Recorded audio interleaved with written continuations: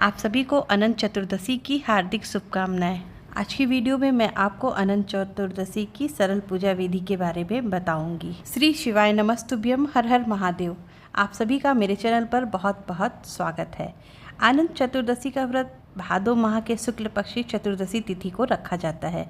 इसे अनंत चौदस भी कहा जाता है। भगवान विष्णु की पूजा अर्चना करने के लिए यह तिथि विशेष उत्तम फलदायी बताई गई है। दरअसल यह तिथि मनोकामना पूर्ति करने वाली बताई गई। इस दिन जो भी व्यक्ति सच्चे मन से पालनहार भगवान विष्णु की पूजा अर्चना करता है, उसकी सारी इच्छाएं पूरी हो जाती है। इस दिन गणेश उत्सव का समापन भी होता है और गणेश जी का विसर्जन किया जाता है। अब आइए जानते हैं कि अनंत चतुर्दशी का पर्व 16 या 17 किस दिन मनाना है। तो अनंत चतुर्दशी तिथि का आरंभ 16 सितंबर को दिन में 3:11 दोपहर में आरंभ होगा।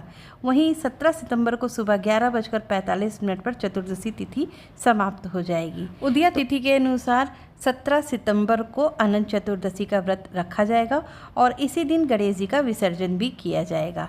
अब आइए जानते हैं अनंत चतुर्दशी की सरल पूजा विधि। अनंत चतुर्दशी के दिन सुबह सूर्योदय से पहले उठकर स्नान आदि कर लें। इसके बाद व्रत का संकल्प लें।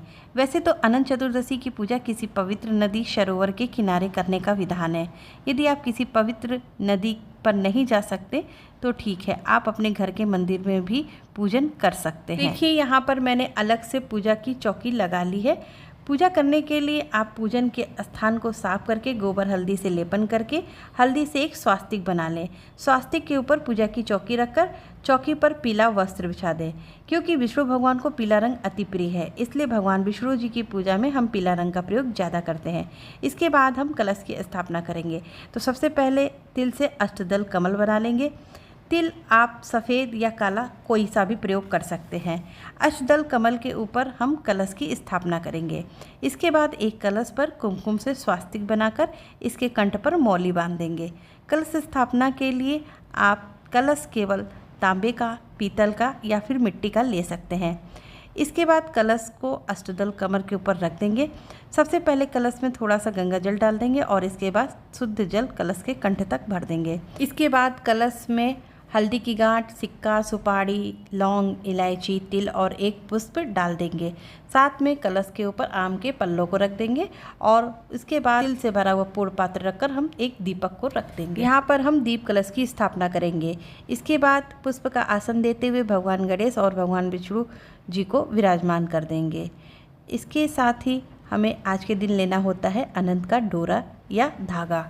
आज के दिन अनंत के डोरी की पूजन उसी प्रकार करनी चाहिए जैसे हम सभी देवी देवताओं की करते हैं। अनंत सूत्र को भी हम तिल और पुष्प के आसन पर विराजमान कर देंगे।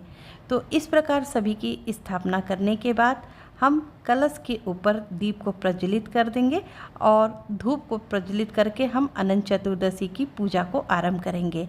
सबसे पहले जल और फूल की सहायता से सभी को जल का छींटा कर देंगे। सभी का भाव रूपी स्नान करा देंगे। और यदि आप भगवान विष्णु जी की मूर्ति का पूजन कर रहे हैं तो विष्णु जी की मूर्ति का आप पंचामृत और जल से स्नान जरूर कराएं। इसके बाद गणेश जी और विष्णु भगवान को जनेऊ तथा वस्त्र रूपी कलावा अर्पित करेंगे। यहाँ पर मैंने भगवान विष्णु जी के लिए पीले रंग का पटका लाया है, तो यह मैं भगवान विष्णु जी इसके बाद सभी को चंदन, रोली और तिल अर्पित कर देंगे। अनंत चतुर्दशी आध्यात्मिक साधना के लिए एक महत्वपूर्ण दिन है। शास्त्रों के अनुसार इस दिन अपनी पढ़ाई शुरू करने वाले छात्रों को अपने विषयों का गहन ज्ञान प्राप्त होता है। धन की चाह रखने वालों को समृद्धि प्राप्त होती है और ईश्वरीय निकटता की इच्छा रखने वालों भक्तों को अनंत ईश्वरीय उपस्थिति का आशीर्वाद मिलता है। गणेश जी को दूर्वा और लाल फूल समर्पित करेंगे और भगवान विष्णु जी को तुलसी पत्र समर्पित कर देंगे। इसके बाद सभी को इत्र अर्पित कर देंगे। प्राचीन किंवदंतियों के अनुसार अपने वनवास के दौरान पांडवों ने द्रौपदी के साथ अपने कष्टों को दूर करने और अपने खोए हुए राज्य और समृद्धि को पुनः प्राप्त करने के लिए अनंत चतुर्दशी का व्रत किया और उन्हें उनका खोया हुआ राज्य और समृद्धि पुनः वापस मिल गई। इसके बाद हम भगवान विष्णु जी को, गणेश जी को, सभी को फूल तथा माला अर्पित कर देंगे। इसके बाद हम सभी को भोग प्रसाद समर्पित करेंगे। सबसे पहले भगवान गणेश जी को बिना तुलसी पत्र के भोग प्रसाद अर्पित करेंगे।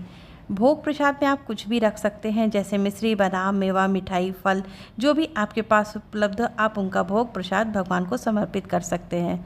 भगवान को भोग प्रसाद अर्पित करने के बाद जल का भोग प्रसाद भी जरूर रखें। भगवान विष्णु के भोग प्रसाद में तुलसी पत्र जरूर डाल दें, क्योंकि बिना तुलसी पत्र के भगवान भोग स्वीकार नहीं करते हैं। इसके बाद मुख शुद्धि के लिए पान का बीड़ा या फिर लौंग, इलायची भी हम समर्पित करेंगे। इसके बाद 1 लोटा जल पूजा में रखकर अपने सीधे हाथ में फूल तथा तिल लेकर हम अनंत चतुर्दशी की कथा को सुनेंगे। किसी भी पूजा का फल हमें तभी प्राप्त होता है जब हम पूजा से जुड़ी कथा को श्रवण करते हैं। बिना कथा सुने हमारी पूजा अधूरी मानी जाती है, क्योंकि कथा सुनने के बाद ही हमें हमारे द्वारा किए गए पूजन का महत्व पता चलता है। कथा संपन्न होने के बाद तिल और फूल को भगवान विष्णु जी के श्री चरणों में रख देंगे और कलश के जल से हम सूर्य नारायण को अर्घ्य दे देंगे। अनंत चतुर्दशी के दिन भगवान विष्णु के विष्णु सहस्त्र नाम का पाठ जरूर करें और भगवान के मंत्र का 108 बार तुलसी की माला पर जाप करें। इसके बाद हम आरती करेंगे। सबसे पहले भगवान गणेश जी की आरती करेंगे और उसके बाद भगवान विष्णु जी की आरती करेंगे। सभी की आरती करने के बाद आरती पर से 2 बार जल की फेरी लगा देंगे और भगवान को आरती दिखाकर स्वयं भी आरती ले लेंगे। इसके बाद हम दक्षिणा अर्पित कर देंगे। पूजा में हमारे द्वारा यदि कोई गलती होगी तो वह पूरी हो जाएगी। अब हम सभी से पूजा में रही कमियों के लिए क्षमा याचना कर लेंगे और अपने परिवार में सुख, समृद्धि, यश, वैभव की बढ़ोतरी के लिए भगवान से प्रार्थना करेंगे। अनंत चतुर्दशी की पूजा संपन्न होने के बाद अनंत सूत्र को घर के सभी सदस्यों को अपने हाथों में बांध लेना चाहिए। अनंत सूत्र बांधने की विधि मान्यताओं के अनुसार पूजा के बाद महिलाओं को बाएं हाथ में और पुरुषों को दाएं हाथ में अनंत सूत्र बांधना चाहिए। अनंत सूत्र बांधते समय ओम अनंताय नमः का जाप आप कर सकते हैं। तो इस विधि से अनंत चतुर्दशी की पूजा विधि संपन्न होती है। उम्मीद करती हूँ अनंत चतुर्दशी पूजा विधि का यह वीडियो आपको ज़रूर पसंद आया होगा। तो मिलते हैं अगली वीडियो में, तब तक के लिए श्री शिवाय नमस्तुभ्यम। हर हर महादेव।